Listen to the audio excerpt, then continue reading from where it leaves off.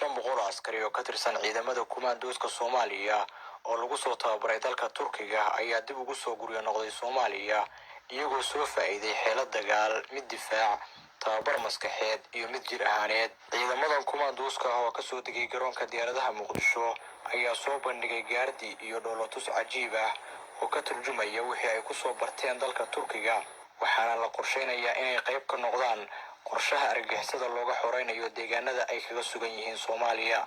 taliyaha howlgalka tababarka ciidamada Turkiga Saraya Guuto General Goren ayaa ciidamada kumaandooska ka hor yiri: Sizlerin sayesinde Somali gençler, çocuklar ülkelerinde ururka saddexaad ee qiimaha badan ku soo dhawaada dalkiina. tababar tayo leh oo kumaandoos ah ayaad ku soo qaadateen isbaarka.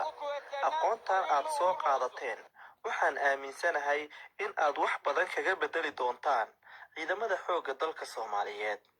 markii aad amni wanaagsan samaysaan, carruurtiina waxa ay wax ku baran doonaan si wanaagsan, waxa ay ku seexan doonaan jawi wanaagsan.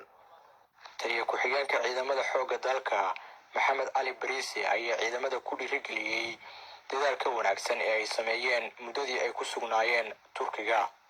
ururka saddexaad ee Gorgor soo dhawaada idin leeyahay. runtii imaatinkiina waa lagu diirsaday.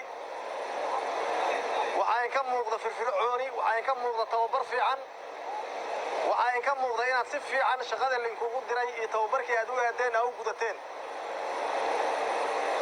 ciidanka xoogga dalka Soomaaliyeed wuxuu inkaga fadhiyaa inaad diyaar garowdaan, inaad cadowga ka dhicisaan, inaad dalka xureysaan. diyaar mawtiin. wasiirka gaashaandhigga xukuumadda federaalka Soomaaliya Xasan Cali Maxamed Amar Dambe ayaa sheegay in ciidamada Turkigu soo tababaray ay wax badan ka bedeleen tayada ciidamada xoogga dalka ayna si weyn uga dhex muuqdaan howlgallada lagula dagaalamayo argagixisada. waxaana uu ciidamada cod dheer ugu sheegay inay gutaan waajibaadkooda oo ay naftooda u huraan qaranka si loo gaaro barwaaqo iyo baraare.